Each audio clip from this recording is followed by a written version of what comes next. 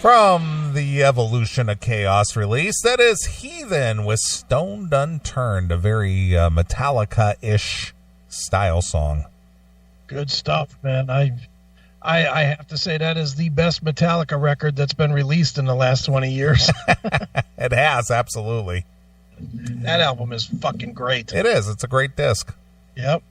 But they just kind of went away after it came out, too. Yeah, well, didn't get a lot of traction, I guess. I can't imagine why. The only thing I think of is nobody heard it. Well, yeah, of course, because, again, it's exposure. Yeah, it's too bad, too, because, my God, that record, Evolution of Chaos, is so great. And Heathen is great. Their old records were great, too. They're just one of those bands that slipped through the cracks. People missed them time and time again. Not sure why. I love them. All right. Well, keeping with the theme of the show, sex, drugs, and rock and roll. Okay. We got some drug-related stories.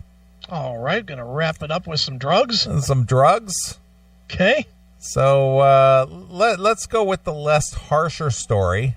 Okay. And then we'll get into the little more in-depth story. All right. Sounds good. A young father who was restrained, face down, and pepper sprayed by police died by misadventure after a plastic bag containing drugs became stuck in his airway. All right. Adair DaCosta, 25, died almost a week after the car he was traveling in was pulled over by a plainclothes police officer. He had put about 88 wraps containing cocaine and heroin in his mouth at some point before or after getting out of the car. Okay. The 11-member jury had been told by the senior colonel or coroner, Nadia, whatever, before beginning their deliberations that there was no legal or factual basis for reaching a conclusion which was critical of the police in light of all the evidence presented to the inquest. Okay. DaCosta, who had a number of convictions, including burglary and theft and possession of cocaine, was being restrained in the prone position when a 20 to 30 wraps were observed on the ground near his mouth. He became unresponsive and was eventually placed in a recovery position after the armed officers arrived on the scene and paramedics removed a plastic bag containing wraps of drugs from his airway, the inquest said. So some of the coke got loose and he overdosed. No, he more or less choked on the bag. Well, he choked on the bag. All right. Yeah, they had to pull the bag out of his airway. Oh, well, then I think the police are guilty somehow. Yeah, of course. The jury acknowledged that the ambulance service was initially been given the wrong address by the police, but decided the delay had not contributed to the outcome. Okay. An expert witness had earlier told the inquest that police exercised excessive force and failed to give him the first aid quickly enough. Yeah, because they should know that his throat is full of fucking bags of coke. Right. Well, a friend who was with him at the time said DaCosta had continued to be held even as he appeared to be having a fit. Okay. His father said that it's been extremely traumatic to listen to some of the evidence presented at the inquest, but the questions remained over the circumstances of his son's death. Yeah, but you know what should be traumatic to the dad? What his kid was doing with 80 fucking packages of coke.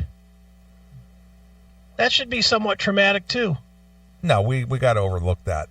Do we just overlook the bad behavior because of the bad outcome? Yeah, well, yeah, of course. You just overlook the bad behavior. Dude, it's just like the body shaming thing. You don't point that out.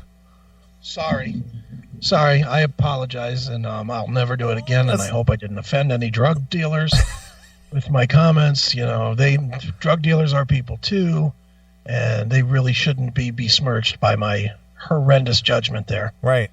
Please forgive me. We cannot help but wonder whether Adair would still be here had the police identified the risk of Adair choking earlier and taken steps to help him. Mm-hmm. The head of the civil liberties at Hodge, Jones, and Allen told the law firm representing the family, said officers should be taught not to assume that a person is resisting arrest when there is risk that they are struggling because their breathing has been restricted. Jesus Christ. When are they allowed to fucking actually bust somebody? Yeah, you're not allowed to. I mean, my God, are you kidding me? Yeah. He wasn't struggling. He just couldn't breathe. He was choking by something he did to himself. Yeah, you should have known that. You should have recognized the signs. Yeah. Gee. Sorry, I have to admit, I don't have a lot of sympathy for the drug dealer dying. Yeah, sorry he swallowed a plastic baggie with 30 wraps of cocaine in it. Is that the picture of him? Let me take a look here. If that is, that's going to make me crazy. Yeah, that is him. So the newspaper, of course, goes and finds the innocent picture of him with his kid. Well, of course, he was a big, gentle giant. He didn't grab the officer's gun. He was a dealer. He was spreading poison to anybody that would buy it. Stop this nonsense. Oh, my God. Call a spade, and I don't mean that in a racial way. Hey, let's. I have to step away from that comment, Neely. But that's where we're at in the society. Years ago, when I was younger, as were you, we used to call people for what they were. Yeah. But now we're not allowed to do that since Oprah was popular. Yeah, of course, and Obama. Yeah. Because if you call them what you're thinking, that would be racist. Right. Now let's sit down and have a beer summit. Yeah, of course. Yeah. You, Elizabeth Warren.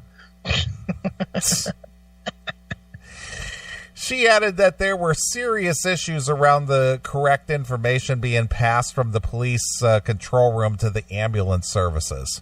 Mm-hmm. Jurors in the inquest returned their findings, concluded by a majority verdict on Thursday that the court deliberations after hearing, which lasted almost 5 weeks, Mr. DaCosta died from the consequences of cardiorespiratory arrest suffered when his upper airway became obstructed by placing a plastic bag containing drugs, which he had placed in his mouth, they said. Yeah, how about this? He was dealing drugs. Yeah. He put the drugs, instead of complying when he was arrested and just saying, okay, you got me, here's the drugs, he tried to hide them. Right. It cost him his life. Exactly. Sorry. Sucks. It sucks for the family. No one wants to have their kid fucking die. No matter what, no matter if their kid's a scumbag or not. Nobody wants their kid to fucking die. But your kid did it to himself. It's not the cops' fault. Guess what? The cops didn't fucking put those drugs in his fucking mouth. If the cops stuck it in his mouth and jammed it down with their fucking baton, now you might have a thing. But I guarantee you, he had this baggie of drugs. He fucking got stopped. He tried to stick it in his mouth, thinking he could hide it from the cops. Right, of course. They had him get out of the car. He fucking started choking on it, and he fucking ran out of breath and died. Right. And these cops aren't EMTs. They're fucking cops. They don't know. They don't even know if he's faking that to do something else. In this world today, fuck. Are you gonna put your gun away and say, "Oh, let me check on him"? Yeah. Are you gonna stay with guns drawn? What's the matter? Do you have a plastic bag in your throat? What's going on here? Yeah. How did they not check for that at a roadside stop or whatever? Yep. Jesus Christ. Known to family and friends as Edson, he had been traveling in a car along with 2 other men when they were pulled over by 5 plainclothes police officers at about 10 p.m.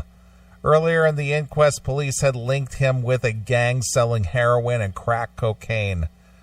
DaCosta, who was born in Portugal, had moved with his family to London age 5 and worked as a car trader, died in Newman University Hospital on June 21st after a period of intensive care. Mm-hmm. Commander Dave Musker said on Thursday, "Our thoughts and sympathies remain with Mr. DaCosta's family and friends for their loss. The jury findings today are in accordance with the conclusion of the IOPC Independent Office of Police Conduct investigation. The officers who dealt with Mr. DaCosta that day acted correctly in a very difficult circumstance as part of their priority work to tackle violence and drug dealing with Newham and to protect the public." He added, "There are some points of learning to identify by the IOPC that have addressed." The Met Police spokesman said that the force had worked with the National Police Chiefs Council to update the guidelines for officers who stop suspects to place them items such as drugs in their mouths. Yeah. How would they know? Nobody at a roadside stop says, "Open your mouth, sir. Let me look in there." It's not how it works. And half the time, I watch enough live PD to know half the time when they start asking questions, they don't answer. Right. So how would he fucking know if the guy's not answering any questions? If he's just sitting there being quiet while the guy's like, "What's your name? Where are you going? Where are you coming from?" The questions that they ask, and all of a sudden he's on the fucking ground near dead. Even then, you got other guys in the car too, right? Yep. So they can't just stop what they're doing to leave themselves unprotected from the other people. Fuck this story. Sorry the guy died, but you know what? Fuck you. Yeah. If you weren't doing drugs, you'd be alive. If you weren't dealing, you'd be alive. End of discussion. All right. What's our favorite state in the nation? Florida, man. Right, of course. Pinellas County, Florida, when deputies in Pinellas County performed a pat-down on Jamie Westcott. Okay. That's Jeymie. That's Jamie, I guess. It's not a C. It's Jamie Westcott. Wescott Thursday. She let out an expletive. Okay. They didn't learn why until they got her back to the county jail. Westcott, 35, could be heard yelling from the restroom, according to a arrest affidavit reviewed by the Miami Herald. The deputies went to check on her and said she showed several signs of drug use. Okay. One of the deputies felt something hard on the side of her groin area, leading to her expletive outburst. Yeah, it was his groin. Investigators asked her what she was hiding, but she wouldn't say. They cautioned her that she'd face more charges if she was brought contraband into the jail. Mm-hmm. Still, deputies said she still wouldn't budge, so they took her into custody and brought her to the jail. Okay. Finally, in front of 4 officers, she pulled 7 syringes from her vagina. Syringes? Syringes. Oh, God. Deputies said the syringes had clear substance on the inside. Westcott faces charges for drug possession and resisting officers without incident. As promised, she also faced additional charges for introduction and possession of contraband in a county detention facility. The first 2 charges only carry a combined bail of $300. The additional charge added $5,000 to that. What a dummy. She bonded out of jail on Wednesday. So literally, if she would have just said, "I've got these syringes in my pussy," yeah, she would have paid $300, paid a fine, and that would have been the end of it. I guess. What an idiot. Well, it is Florida. Yeah. Well, she had 7 syringes in her snatch. Jesus Christ, you gotta have some real fucking, control to be willing to put fucking needles in your puss. Well, it doesn't mean that there were needles on the ends of them. Still, it's a fucking skinny plastic thing that it could break at any time. True. Or the lid could come off and, stick you with whatever's in those syringes. Fuck that. I don't want my chicks to ever have fucking syringes in their pussy. Right, of course. That's kind of a rule. Yeah. Hey, you got any syringes in your pussy? We're not going to Applebee's, goddammit. No Applebee's for you. You have syringes in your puss. That's right. All right.